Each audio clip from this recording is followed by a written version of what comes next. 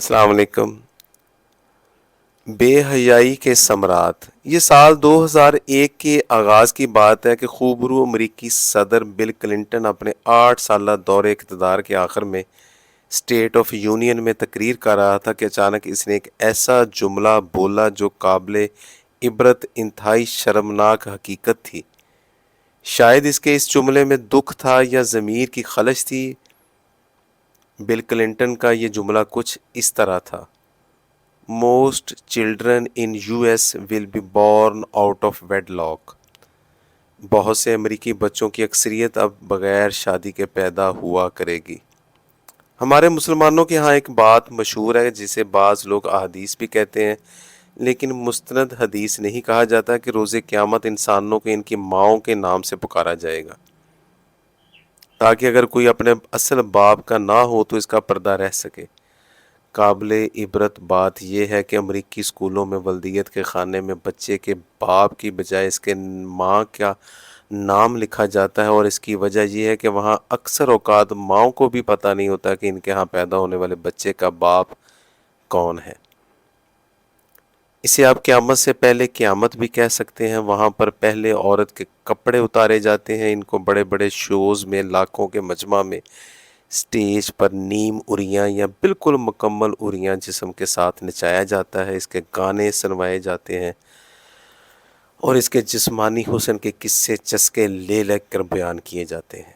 हसीना आलम के मुकाबले करवा कर इसके जिस्मानी खूबसूरती के तमाम जुजियात के साथ बयान किया जाता है। इस तरह 2 कदम आगे बढ़कर नौजवान लड़कियों की गैर अखलाकी फ़िल्में तैयार की जाती हैं। इनको बाकायदा इंडस्ट्री का दर्जा दिया जाता है और वहाँ इंसान इंसानियत से महरूम होकर मुकम्मल तौर पर दरिंदों का रूप धार लेते हैं।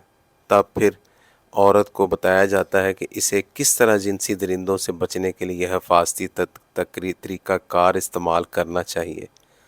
अपनी कमसिन बच्चियों को स्कूलों में पढ़ाया जाता है कि इन्हें इन खून आशाम बलाओं से जिस तरह ख़ुद को महफूज बनाना है। ये पागलपन, कम अकली के आखिरी इंतहा है, जिसका नतीजा है कि आज वहाँ हर बच्चा गाली बन चुका है, यानी आम लफ्ज़ों में हरामी है।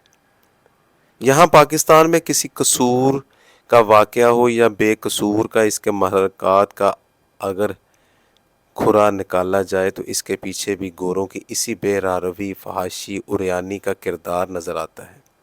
जब हमारा नौजवान तन्हाई में ऐसी इखलाक बाख्ता फ़िल्मों को देखता है तो वो कुछ करने पर आमादा हो जाता है, जिसको दरिंदगी का नाम देकर हम बाद में जलसे, जुलूसों और तोड़ फोड़ शुरू कर देते हैं।